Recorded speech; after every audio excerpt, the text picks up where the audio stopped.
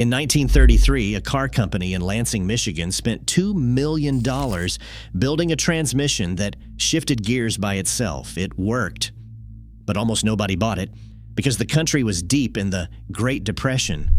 Within 3 years, that company stopped making cars entirely. Here's the part that stings. The man who founded that company had also founded Oldsmobile before investors forced him out. Oldsmobile went on to perfect that same idea and introduce the world's first fully automatic transmission. So how does the father of mass-produced automobiles get written out of his own story twice? The man's name was Ransom E. Olds. No one was paying attention to him when he was young. He had been born in Geneva, Ohio in 1864, the youngest son of a blacksmith named Pliny Olds. The family moved to Lansing, Michigan when Ransom was still a boy, and his father opened a machine shop on the outskirts of town. That shop became Ransom's entire education. He dropped out of high school to work there full-time, learning to shape metal and to build steam engines in the years before most Americans had ever seen a horseless carriage. By his early 20s, Ransom was building gasoline engines of his own design in that Lansing workshop. He could not stop thinking about self-propelled vehicles, something that could replace the horse without all the hay and the unpredictability. In 1896, he built his first working gasoline-powered car, and he patented it. He called it an automobile, one of the first Americans to use that word in a patent filing. What Olds did next would reshape the American economy, even if hardly anyone remembers him for it. 3 years later, Olds formed the Olds Motor Vehicle Company with backing from a wealthy lumber baron named Samuel L. Smith. A factory went up in Detroit, and Olds started building prototypes on its assembly floor. Different sizes, different price points. He wasn't sure yet what the American public actually wanted. Then, on March 9th, 1901, the entire Detroit factory burned to the ground. Workers scrambled to save what they could from the smoke and flames. Out of everything in that building, only one prototype made it through the doors. It was a small, simple, open-topped runabout with a curved dashboard. The curved dash Oldsmobile. And that one surviving prototype was about to change American manufacturing forever. Whether the fire forced Olds to focus on that one model or whether he had already planned to is still debated by historians. What isn't debated is what happened next. Olds threw everything behind the curved dash. He set up a system where parts came from outside suppliers and were assembled in sequence at his Lansing plant. Workers moved between stations, each adding their piece to the growing automobile. It was a progressive assembly line, and it was running in 1901. That was 12 years before Henry Ford installed his famous moving line at Highland Park, and the sales numbers proved Olds was onto something. The curved dash sold for $650. About 600 rolled out the door in 1901. By 1904, Olds was selling over 5,000 a year. It wasn't the Model T that was America's first mass-produced car. It was this little runabout from Lansing. But Olds would not get to enjoy what he had built, not for long. Samuel Smith, the investor who had bankrolled everything, wanted to take the company upmarket.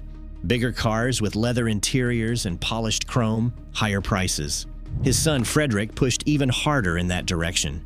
Ransom Olds wanted to keep building affordable cars for ordinary families. The argument grew bitter inside the boardroom on Washington Avenue in Detroit. And in 1904, Frederick Smith effectively forced Ransom Olds out of the company that bore his name. I mean, think about that for a second. The man who had built the first mass-produced car in America, who had pioneered the assembly line, who had turned Oldsmobile into the best-selling automobile brand in the country, was told he was not welcome at his own company anymore. But Olds didn't disappear quietly. That same year, he filed paperwork for a new venture. He wanted to call it the R.E. Olds Motor Car Company, but Olds Motor Works threatened a lawsuit claiming the name would confuse buyers. So Ransom used his initials instead, REO. The REO Motor Car Company opened its doors in Lansing, and it worked. Within 2 years, REO was outselling Oldsmobile. By 1907, REO had over $4 million in gross sales and sat among the top 4 automakers in the United States. Ransom Olds had done it again, building a rival brand from nothing in Lansing, while the Olds Motor Works he had left behind struggled under new management in Detroit. But what REO built next would outlast everything else. REO built a reputation for solid, dependable vehicles that could handle rough American roads. The passenger cars were well regarded, but it was the trucks that became legendary. In 1915, REO introduced the Speedwagon, a light delivery truck, faster and tougher than anything else hauling goods across the country.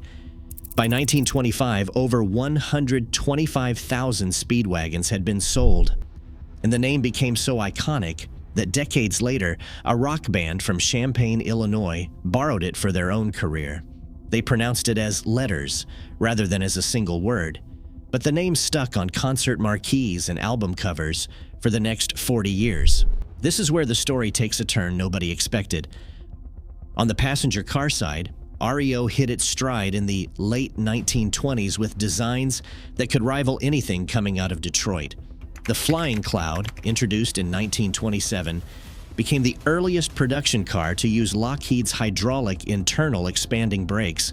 The name itself was a stroke of marketing genius, evoking speed and lightness in an era when most cars were named after their founders or numbered like warehouse inventory.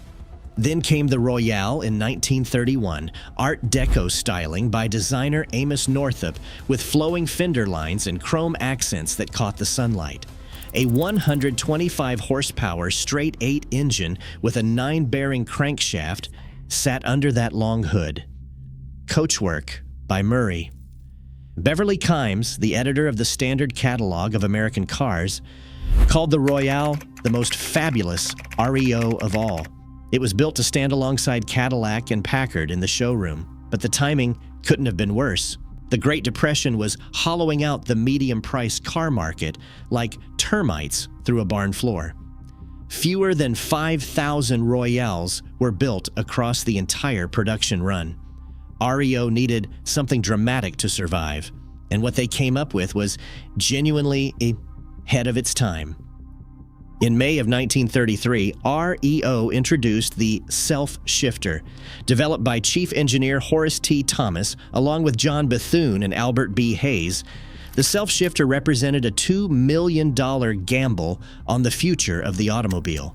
That was $2 million Depression-era dollars, spent on an idea that most industry observers considered a pipe dream. REO wanted to eliminate the traditional gear lever entirely. The mechanism sitting inside that transmission housing was ingenious. It was essentially 2 gearboxes in one.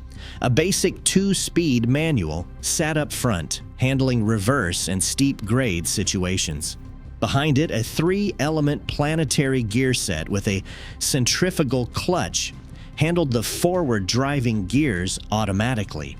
In normal driving on flat roads, the planetary set shifted from low to high at about 15 miles per hour and downshifted when the car slowed below 5 miles per hour.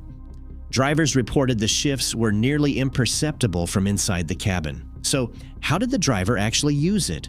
Instead of a floor-mounted gear lever, the self-shifter used a T-handle mounted under the dashboard, operated through a flexible shaft in a push-pull pattern. Push it into forward, and the car handled the rest. REO's advertising in newspapers across the Midwest called it the car without a gear shift lever. The technology worked. Contemporary automotive reviewers confirmed the self-shifter was reliable and performed exactly as advertised. REO offered it as a free option on the Royale and an $85 upgrade on the Flying Cloud. Engineers at the Lansing plant even hoped to license the technology to other manufacturers, but nobody was buying, not the transmission and not the cars. In 1934, REO sold just 3,358 automobiles for the entire calendar year, placing them 19th among American automakers. During a depression that had put a quarter of the workforce on the street, $2 million spent on transmission research was money REO simply could not afford to lose. And the management chaos inside REO's offices made everything worse. Ransom Olds had stepped back from daily management at the Lansing headquarters in 1915 and left the presidency in 1923, staying on as chairman.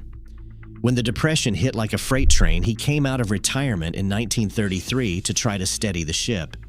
But the internal politics had turned poisonous. His protege, Richard Scott, had launched an expansion program during the Roaring '20s that left REO dangerously overextended when the stock market crashed. Scott was replaced, then brought back, then removed again. Olds grew frustrated with the boardroom fighting and resigned in December 1933. Stockholders convinced him to return briefly in 1934, but by then, the financial damage ran too deep.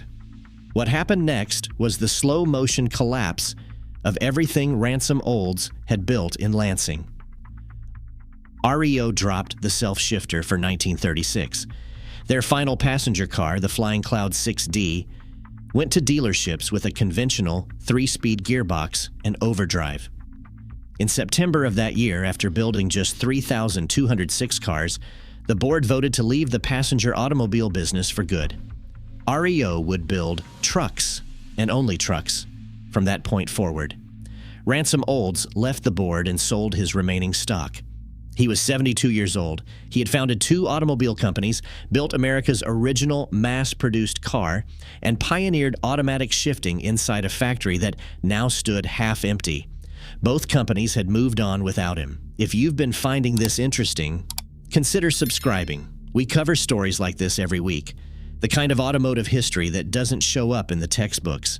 Now here's the detail that makes this whole story H. Just 4 years after REO killed the self-shifter, Oldsmobile introduced the Hydramatic transmission for the 1940 model year.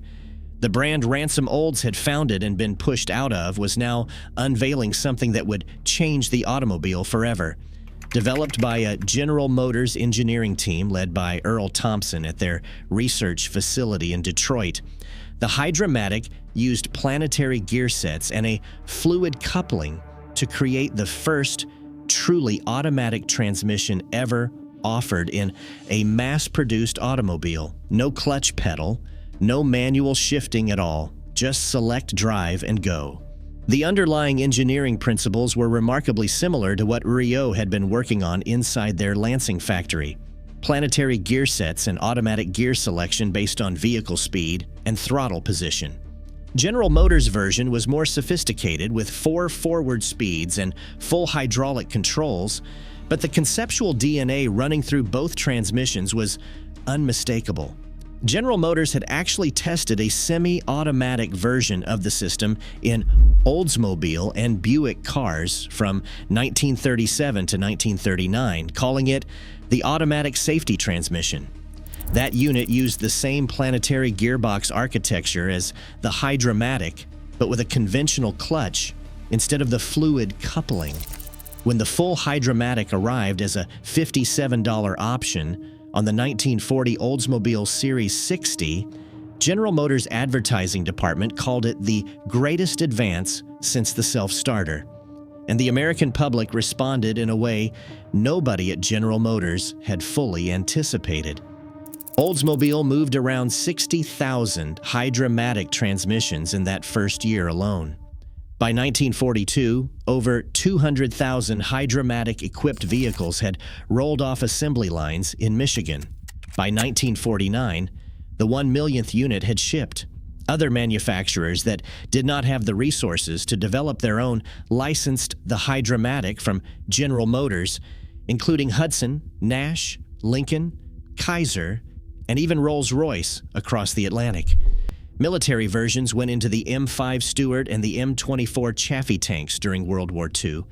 The automatic transmission did not just change how people drove. It changed who could drive. Suddenly, the automobile was accessible to people who found clutch pedals and gear levers intimidating or physically difficult. Families in the suburbs, workers commuting across expanding cities, women entering the labor force, in record numbers after the war. The Hydramatic quietly redefined what a family car was supposed to be, and the automaker that first proved the concept could actually work on a production automobile. By then, its factory in Lansing was building lawnmowers. After abandoning passenger cars, REO survived as a truck manufacturer through the 1940s, propped up largely by military contracts during World War II. Army trucks rolled off the Lansing assembly line by the thousands. When those wartime contracts dried up, the losses hit fast and hard. REO's management tried diversifying into lawn equipment and even children's swing sets through a subsidiary called PAL Aluminum Products. Nothing worked for long. What came next was a slow corporate dismantling that stretched across 3 decades. In 1954, REO's manufacturing operations were sold to Bone Aluminum and Brass Corporation of Detroit. 3 years later, in 1957, Bone sold the truck division to White Motor Company. In 1967, White merged REO with Diamond T Trucks to form Diamond Rio, based out of the same Lansing factory where Ransom Olds had once built Flying Clouds and Royales. Diamond Rio produced solid, heavy-duty trucks with Cummins diesel engines and an excellent reputation among long-haul operators. But even that reputation could not survive what came next. The 1973 oil crisis crushed demand for heavy trucks across the country. On December 6, 1974, Diamond Rio filed for Chapter 11 bankruptcy, listing roughly $40 million in liabilities against $24 million in assets. Workers who had spent their careers on that Lansing assembly line watched the workforce shrink from thousands to just 161 people, handling spare parts and finishing military truck orders.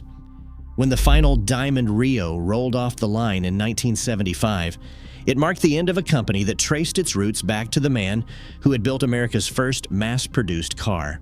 4 years later, in 1979, the wrecking ball came for the original REO factory complex and its once grand employee clubhouse, demolished to clear room for new development. The neighborhood where Ransom Olds built his second empire is still called Rio Town. Olds himself did not live to see any of that slow unraveling. He died on August 26, 1950, at his home in Lansing at the age of 86. He remains the only person in automotive history to have 2 car companies named after him. Oldsmobile lasted 107 years before General Motors finally pulled the plug in 2004, ending the brand that had introduced the Hydramatic automatic transmission to the world. The engineering principles behind that Hydramatic had been explored first by REO's team inside a factory just across town that no longer exists. What really nags is not why REO failed. Plenty of independent automakers were crushed by the Depression, outspent by the giants, and ground down by decades of financial instability. The harder question is, what might have happened if REO had introduced the self-shifter 5 years earlier, during the boom of the late 1920s, or 5 years later, when the economy could actually absorb a $2 million innovation? Because the technology was sound, REO's engineers had proven the concept worked. The idea was right, only the timing was not. Sometimes in this industry, being first does not mean being remembered. It means being the proof of concept that someone else turns into a legend. If there is a story that captures that pattern better than the REO Motor Car Company, we have not found it yet. If you want to see another company that had the right idea at the wrong time, we covered that story too.